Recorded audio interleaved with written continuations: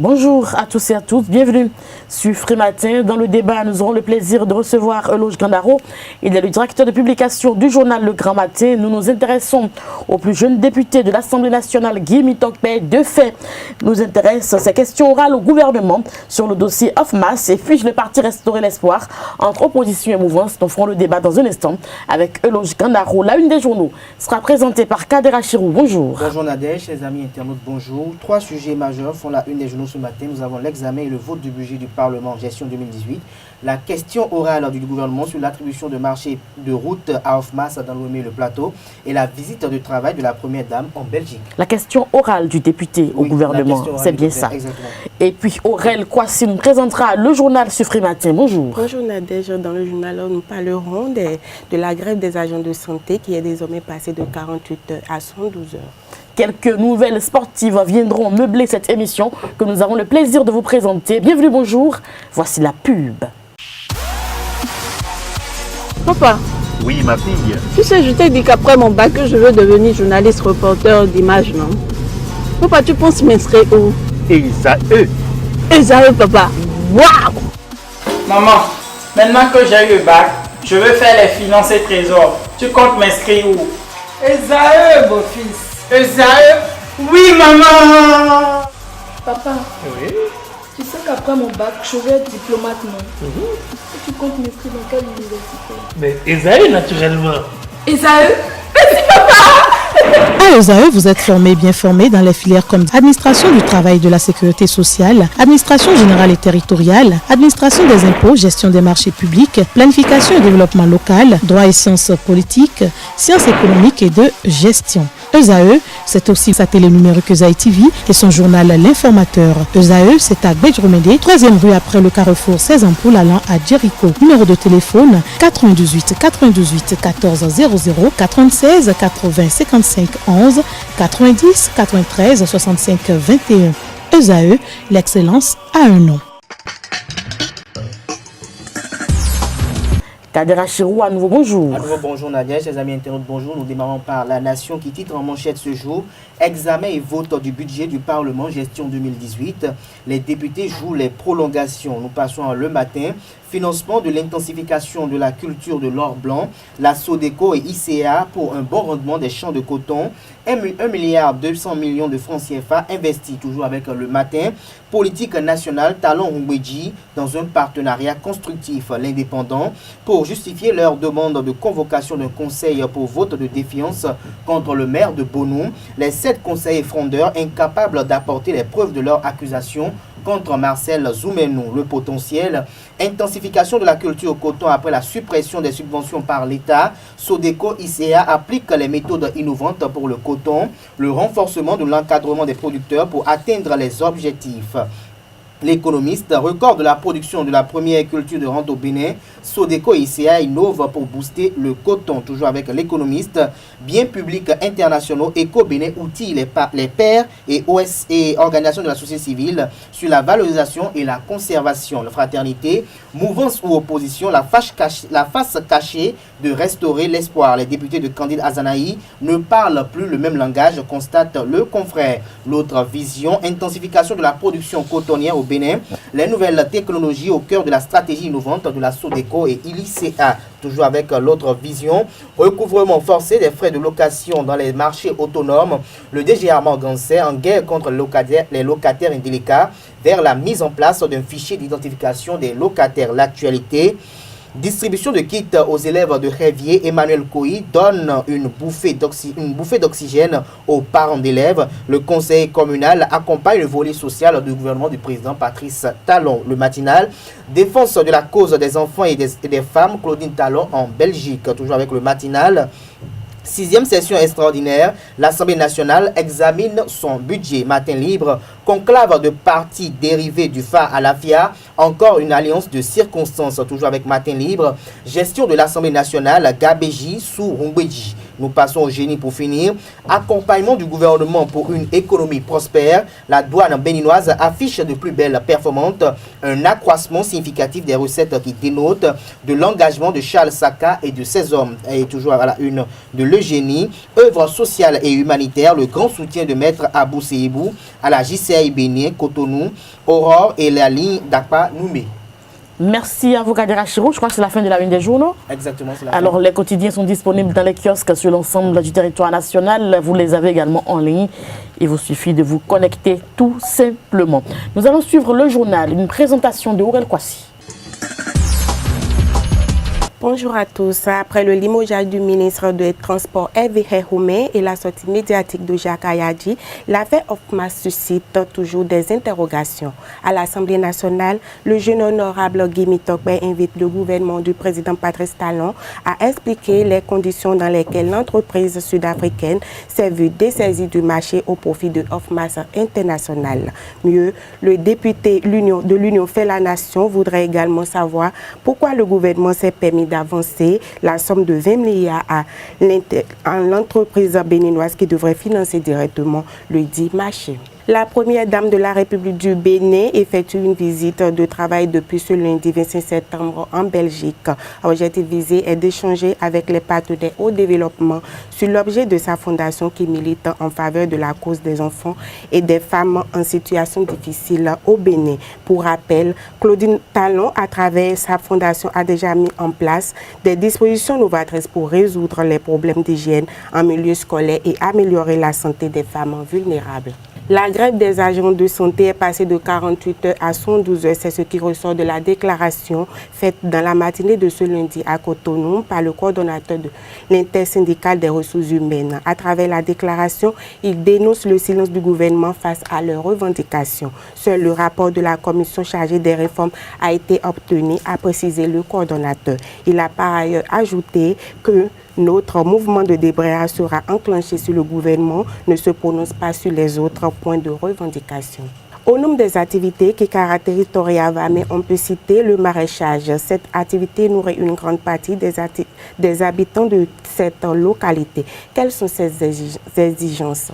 Éléments de réponse dans ce reportage. Avec ses 2 arrosoirs, Cyprien jardinier à Torihla, dans la commune de Toribocito, arrose au moins 2 fois par jour les planches de son domaine. Après le désherbage des planches, le quinquagénaire se sert des jeunes plantes de sa pépinière pour faire le répiquage. Il assure l'entretien des planches de son jardin. Sur son domaine de 300 mètres carrés, Cyprien cultive diverses sortes de légumes et du concombre. Une production qui nécessite un travail rigoureux et minutieux. Les produits cultivés dans son jardin sont très prisés par la population. Une activité hyper rentable pour le jardinier. Pour commencer, il faut labourer la terre d'abord.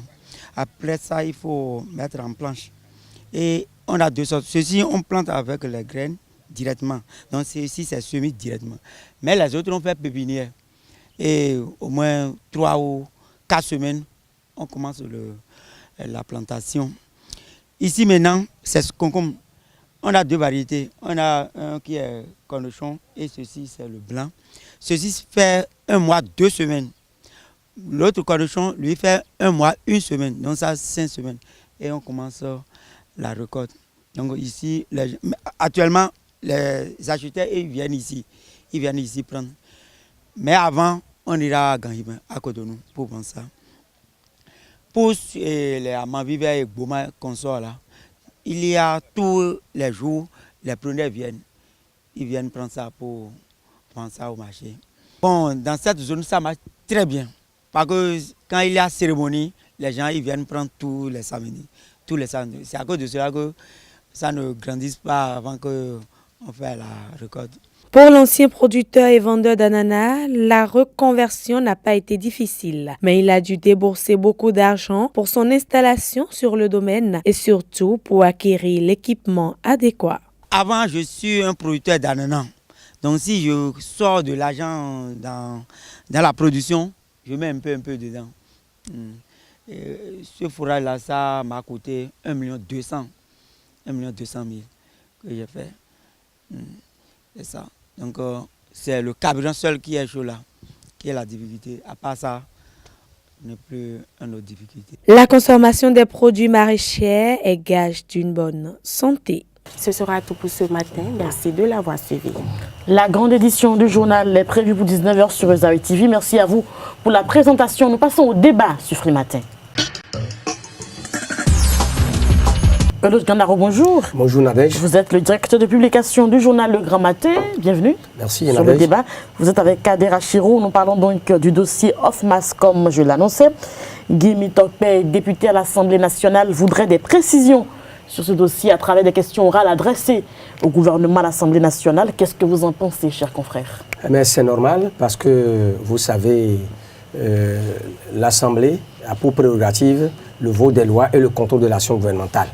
Donc si Guy Mitokpe, en tant que député, comme bien d'autres députés, n'est-ce pas, adresse une question orale au gouvernement, moi je pense que c'est normal que l'Assemblée joue son rôle, veuille comprendre qu'est-ce qu'il y a de vrai dans ce dossier-là, parce qu'il y a beaucoup de choses qui se disent ces derniers temps. Il y a une polémique autour de l'affaire Ofmas. Le directeur général des infrastructures, Jacques Ayadji, il y a quelques jours, est monté au créneau à travers cette sortie-là et a donné des explications. Mais malgré ça, la polémique persiste. Donc c'est normal que l'Assemblée nationale, par la voix de Guy Mitokpe, puisse poser une question, pour poser des questions au gouvernement pour comprendre ce qu'il en est exactement. Donc moi, je pense qu'il n'y a pas de problème. Le gouvernement devra répondre. Si l'Assemblée, c'est de sa prérogative, n'est-ce pas, de vouloir comprendre, n'est-ce pas, ce qu'il en est de ce dossier-là, il a également du devoir du gouvernement de venir fournir les explications nécessaires pour que nous puissions comprendre ce qui s'est passé exactement. Ce dossier, moi je pense que ce qui est préoccupant là, certains citoyens sont préoccupés, bon, et au niveau du député Guy Mitokpe également, c'est de savoir pourquoi le marché, l'entreprise, une entreprise sud-africaine qui a également postulé, a été dessaisie au profit de l'entreprise Ofmas. Qui est une entreprise nationale. Qui est une entreprise nationale. De notre côté également, il voudrait savoir pourquoi une avance a été versée pour l'entreprise Ofmas, alors qu'on a estimé que l'entreprise sud-africaine n'a pas les moyens, n'a pas les ressources qu'il faut pour réaliser ce marché-là. Si nous nous en tenons aux explications du directeur général des infrastructures, ce n'est pas une première, ce n'est pas avec le gouvernement Talon seulement que ça a été fait. Donc il n'y a rien d'extraordinaire, il n'y a rien de dramatique. D'autant plus que le souci du gouvernement, c'est de pouvoir faire en sorte qu'il y ait une célérité dans l'exécution des travaux. C'est ce que nous avons cru comprendre à travers les explications du directeur général des infrastructures. Ensuite, vous comprenez un peu que les populations qui doivent bénéficier de ces infrastructures-là souhaiteraient que ça ne devienne pas un éléphant blanc, comme nous l'avons vu par le passé. Les populations également souhaitent que ces infrastructures soient réalisées le plus tôt pour qu'elles puissent les utiliser. Dans ces conditions-là, bon, donc le gouvernement doit être de bonne foi si réellement c'est dans le souci de faire en sorte que ces infrastructures soient réalisées dans un bref délai. L'urgence impose d'accorder les moyens à l'entreprise. C'est ce que nous avons cru comprendre à travers les explications de M. Jacques Ayadji. Les tests le prévoient. Le prévoit. Bon, maintenant, je crois que ce n'est pas mauvais. Ce n'est pas mauvais. C'est encore mieux. L'essentiel, qu'est-ce que nous souhaitons? Si ce n'est pas de l'argent jeté par la fenêtre, si ce n'est pas un détournement de fonds, si ce n'est pas une question de facturation, où le gouvernement a déboursé plus de moyens qu'il n'en faut pour réaliser les travaux, l'essentiel, le plus important, est que dans les délais impartis, les infrastructures ou l'infrastructure en question soient disponibles et que l'entreprise qui a bénéficié puisse être ce que l'entreprise l'a financé. Bon, maintenant, si le gouvernement a financé ça en partie ou a accordé une avance, je crois que ce n'est pas un don, ce n'est pas de la gratuité. Il faut qu'au finish, on s'assure qu'effectivement, l'entreprise qui est rentrée dans ces fonds après la réalisation des infrastructures a quand même été, a pu rembourser ce qu'on lui a avancé. C'est l'essentiel. Bon, maintenant, quand tu as l'entreprise sud-africaine, bon, d'une façon générale, on pourrait dire, si une entreprise béninoise a les qualifications requises, je ne vois pas pourquoi nous ici, pendant qu'on parle de la promotion de l'emploi, pendant que nous voulions, comment dire, à partir de nos propres ressources, nous développer nous-mêmes, je ne vois pas ce qui est mauvais, ce qui est dramatique, lorsqu'un État ou un pouvoir, n'est-ce pas, préfère ou porte son choix sur une entreprise nationale. S'il y a plusieurs entreprises nationales, autant privilégier les entreprises nationales si elles ont les qualifications requises, si elles ont les compétences qu'il faut pour réaliser les travaux, autant leur accorder ça que d'accorder ça à une entreprise qui vient de l'étranger. Maintenant, je ne suis pas porte-parole du gouvernement. Le gouvernement même pourra s'expliquer devant le Parlement et apporter les précisions nécessaires et se justifier. Kader Achirou, ce qui gêne en fait, c'est que le promoteur, donc le patron de Ofmas, serait lié au président Adrien Rombedji, qui soutient les actions du chef de l'État. Dites-nous, qu'est-ce qui vous dérange dans cette affaire? Ce qui me dérange en fait, c'est que le gouvernement dans cette affaire encore a manqué de tact, de précaution, de stratégie. Parce qu'en termes de signature des contrats pour la réalisation d'infrastructures routières, il y a quand même plusieurs types de contrats. Alors dès que le gouvernement a senti que le type de contrat qui est prévu être exercé ou bien qui est prévu être exploité n'est pas en phase ou n'est pas commode, comme on appelle, aux réalités du terrain, il fallait juste changer le type du contrat. Plutôt que de maintenir le même type et de chercher à avancer l'argent et à la société. Parce que l'entreprise devait préfinancer en fait elle-même. Voilà. Donc il fallait peut-être changer le type de contrat tout simplement pour peut-être éviter tout ce à quoi on assiste aujourd'hui. Mais par rapport aux questions orales du gouvernement, c'est là où je me pose une question aujourd'hui de savoir, les questions orales des honorables députés ou des députés au gouvernement, quel est l'impact que cela a fait effectivement. On a plusieurs députés. C'est vrai qu'ils sont quand même sur les 83, après nous avons une vingtaine, dont nous voyons peut-être une fois en passant leurs questions orales adressées au gouvernement. Mais quel est l'impact que cela fait? Quel est l'impact que cela fait sur le contrôle effectif de l'action gouvernementale? Je pense que c'est là que nous devons quand même chercher à savoir. Je pense que le rôle d'un député, effectivement, c'est de contrôler l'action gouvernementale et de saisir les institutions adéquates ou bien compétentes pour quand même essayer de quand même attirer l'attention l'arrêt de la nationale pour dire quand même au gouvernement vraiment ce que vous faites, ça c'est pas bon, il y a gabégie. Et peut-être même pourquoi ne pas écrire au FMI? C'est vrai que la dernière fois nous avons vu Léon Soubadji écrire au FMI par rapport à ce dossier Ofmas et bien d'autres dossiers, mais ça aurait beaucoup plus eu de poids si ça aurait été un député qui a écrit peut-être cette note, parce qu'on estime peut-être que le député, quand il envoie des écrits à une institution internationale, ça a plus, comment on appelle, de valeur que quand même un opposant, peut-être quelqu'un de la République. Alors pour revenir en fait sur le dossier Ofmas, qui, pour moi, paraît un peu un scandale, ou peut-être le premier scandale sous le régime Talon, c'est de savoir comment un régime qui prône la rupture, qui prône une rupture et qui prône un nouveau départ, on envoie un DG venu nous dire que même sous Yahi, ça se faisait. Alors que c'est ce qu'on a emprunté le thème, c'est ce qu'on appelle peut-être la dénorme, en fait, que l'autre appelait la dénorme, c'est-à-dire les choses ne se font pas dans les normes. Alors si ça ne se fait pas dans les normes, sous le changement, et qu'on a dit qu'on ne veut plus de cela et qu'on veut être maintenant dans la rupture, pourquoi aujourd'hui on accepte le faire sous cette façon et qu'on vienne maintenant devant les écrans nous justifier? Je pense que à ce niveau, le gouvernement est en train peut-être de se moquer des populations, le gouvernement est peut-être en train de se moquer des Béninois et se moquer tout entièrement de l'élite, de ceux qui sont quand même des cadres émérites au Bénin en ce qui concerne la réalisation des infrastructures, parce que, comme je l'ai dit déjà à l'entame de mon intervention, il fallait tout simplement changer le type du contrat pour éviter toutes ces polémiques, plutôt que de vouloir insister, comment on appelle, maintenir le même contrat que le BOT et vouloir, comment on appelle, préfinancer les travaux. Donc en fait, vous dites les questions orales, vous soulevez une question quand même assez importante, les questions orales, qu'est-ce qu'on en fait finalement? Le président Talon avait promis donc répondre à toutes ces questions, mais de plus en plus, on n'entend pas vraiment le gouvernement sur ces questions. Les questions orales sont importantes, contrairement à, comment dirais-je, à l'intervention de mon vis-à-vis, Kader, qui pense que quel est l'impact des questions orales? Elles sont bien importantes, parce que vous n'oubliez pas que parfois, avant que les députés n'interpellent le gouvernement, c'est quand un dossier suscite la polémique ou un dossier, n'est-ce pas, crée des, comment dirais-je, des divergences ou est objet de toutes sortes d'interprétations. Mais la gouvernance, nous sommes tous concernés. Il y a les institutions de contre-pouvoir, mais il y a les citoyens également qui doivent faire la veille. Bon, on ne peut pas juger un pouvoir ou juger la décision ou l'action d'un pouvoir sans pouvoir comprendre. La loi le prévoit.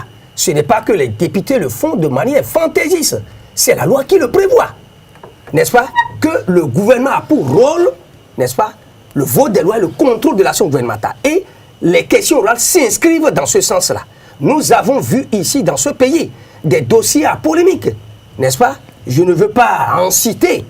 Et après l'intervention des ministres concernés, parce que si ça concerne un secteur donné, le ministre en question vient répondre lorsque le ministre est venu donner des explications, preuves à l'appui, mais les députés ont compris et ça a fait taire certaines polémiques.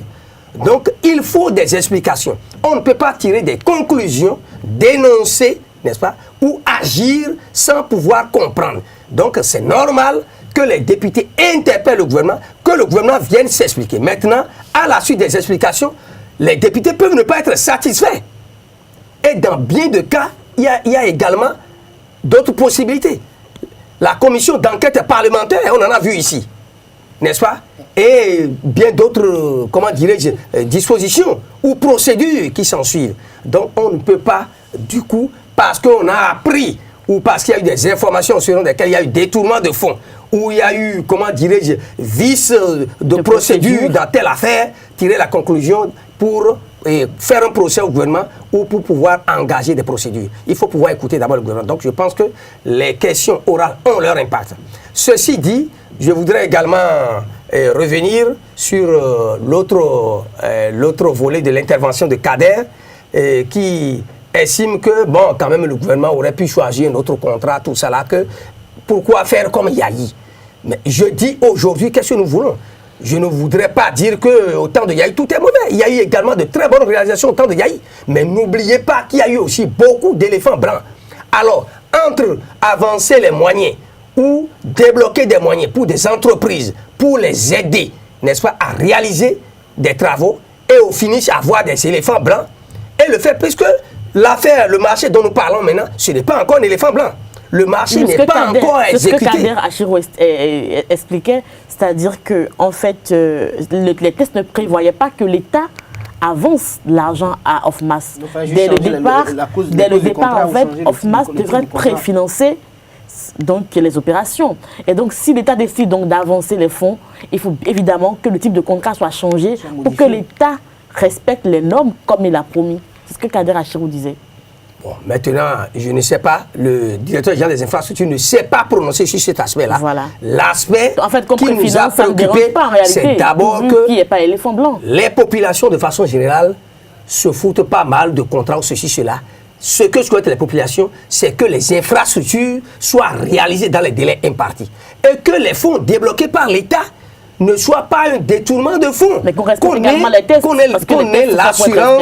Qu'on ait l'assurance, la preuve que si c'est 100 milliards qui ont été débloqués, les 100 milliards ont servi à la réalisation des travaux. Moi, je pense qu'au finish, il peut y avoir des insuffisances dans la démarche.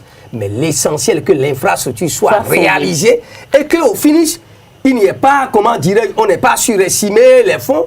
Si c'est effectivement 100 milliards ou 150 milliards qu'il faut, que ça soit effectivement ce qui est intéressant dans l'affaire qui a été débloqué par le pouvoir pour réaliser l'infrastructure. Ce qui est intéressant, comme je le dis, c'est-à-dire actuellement, que ce soit Ofmas, que ce soit le gouvernemental, tout le monde a le dos au mur, qu'on le veuille ou non, ce sera réalisé, ce sera bien réalisé, parce que c'est un dossier qui est assez suivi, c'est suivi de très très très près. Et je pense qu'à travers les explications, je le crois bien que le gouvernement a le devoir d'aller s'expliquer. Je crois que très prochainement, à travers les explications du gouvernement, nous pourrions être convaincus ou nous pourrions ne pas être convaincus. Mais il faut que le gouvernement s'explique. Peut-être le gouvernement va apporter d'autres précisions où les députés auront le temps de dire écoutez, non, vous ne devez pas procéder de la sorte, nous ne sommes pas convaincus. Voilà. Alors, le parti Restaurer l'espoir entre opposition et mouvance, très rapidement, Kader Achirou, on va dire un mot sur le sujet. On reviendra dans nos prochaines émissions. Oui, le parti Restaurer l'espoir aujourd'hui, on a comme l'impression qu'ils font la politique de la ruse, parce que lorsqu'un parti politique a deux députés et que l'un soutient de façon indéfectible les actions du gouvernement et que l'autre va contre les actions de ce même gouvernement, on a même de se demander mais quelle est la place de ce parti politique sur l'échiquier politique national. Qui vous souviennent, lors du projet de révision de loi constitutionnelle au Parlement, le député Patrice Nombimé avait voté favorable à la réception, tandis que Guy Mitokpe à l'époque avait voté non. Alors, quand on sait que les deux sont des gens qui sont très proches de candidat Zanaï, qui, lui, a démissionné du gouvernement du président Patrice Talon et n'a pas voulu effectuer de déclaration officielle par rapport au motif de sa démission, il y a quand même un flou qui s'entretient autour de ce parti politique, de savoir réellement quelle est la place effective du parti sur l'échiquier politique national. Parce que Guy Mitokpe, tout le temps, va contre le gouvernement, c'est un secret de polichinelle aujourd'hui, Patrice Ndombimé s'affiche tout le temps avec ceux qui se disent être du bloc pour la majorité parlementaire. Tout le temps, ils sont ensemble. Et ce même Patrice Ndombimé est tout le temps également, jusqu'à preuve de contraire jusqu'à aujourd'hui, ami proche à Candide Azanahi. Et le parti n'a pas pris de résolution concrète, ou n'a pas pris de résolution ferme pour sanctionner ou non, parce que le parti déjà a déclaré publiquement qu'ils ne sont plus qu'ils ne soutiennent plus les actions du gouvernement. Et un parti qui prend une décision pour dire qu'on ne soutient plus les actions du gouvernement et un leader du parti, de surcroît, un député de l'Assemblée nationale, soutient toujours les actions, c'est-à-dire il va en contradiction. Ces actions ne sont pas en phase avec les aspirations de son parti et qu'on ne le sanctionne pas et qu'on le maintient ainsi, je pense que, comme on le dit, c'est peut-être l'ère de la politique de la ruse et peut-être Candide Azanahi nous réserve encore d'autres surprises les jours à venir. DP? Bon, moi je le vois sous deux angles. Écoutez, ce n'est pas une première. Hein. Nous avons vu ici au Bénin des partis politiques, des regroupements politiques où à des moments donnés, les membres ou les leaders sont allés dans différents sens. Pendant que d'autres se déclarent être proches du pouvoir ou soutenir le pouvoir, ou peut-être le leader même du parti se déclare de l'opposition ou commence par dénoncer les actions du pouvoir, qui est des membres qui plutôt disent que non, nous ne sommes pas de cet avis-là et prennent leur distance vis-à-vis du parti. Ça arrive. Maintenant, peut-être que Candide Azanahi, peut-être pour montrer que lui, au niveau de son parti, c'est une gestion démocratique, il permet à chacun d'avoir sa vision, sa manière de voir les choses, il accepte ainsi, sans qu'il n'y ait des conflits outre mesure au sein de son parti. Ce n'est qu'une hypothèse, je ne sais pas. Donc c'est peut-être ça. Sinon, normalement, la cuisine devrait se faire ailleurs et ce n'est pas sur la place publique qu'ils doivent venir étaler leurs divergences de point de vue. Un parti où il y a la cohésion, il y a une certaine discipline, normalement, c'est depuis la cuisine, depuis la maison, qu'ils devraient s'entendre, n'est-ce pas, sur l'appréciation du dossier Hofmas. Et ce n'est pas à l'Assemblée nationale qu'on va malheureusement constater que les deux députés vont dans un sens et dans un autre et ne se comprennent pas. Bon, mais j'ai dit tantôt que peut-être que le président du parti lui-même, dans un souci de démocratie, d'une gestion démocratique du parti, c'était pour dire, écoutez, chez moi, je vais vous surprendre chez moi et je n'impose rien. Chaque membre, chaque leader a sa manière de voir les choses. Ça, c'est une belle manière de voir. Peut-être aussi, dans une autre hypothèse, c'est possible que, bon, déjà, au sein de Restaurer les Soirs, on ne parle plus d'une seule voix et que déjà, écoutez, c'est la division, chacun va de son côté et dans les jours à venir, nous aurons le temps d'apprécier davantage ce qui se passe au sein du parti Restaurer les Soirs. Merci à vous, Eloge Gandaro, vous êtes le directeur de publication du journal Le Grand Matin. Kadera Chirou, merci à vous. Vous restez avec moi pour quelques informations sportives par rapport à la Ligue des Champions de l'UEFA. Donc aujourd'hui, on va jouer un match à 19h45. Dortmund-Real, c'est bien ça. Et puis Séville sera face à Maribor. Il y aura également Naples et puis Feyenoord, c'est bien ça. Donc à 19h45, ce sont les matchs prévus pour aujourd'hui. Nous vous donnerons les résultats et d'autres informations sportives dans nos prochaines éditions. Donc merci à tous et à toutes pour l'attention. On va se retrouver demain avec le même plaisir sur votre émission Free Matin. Au plaisir de vous revoir. Portez-vous bien.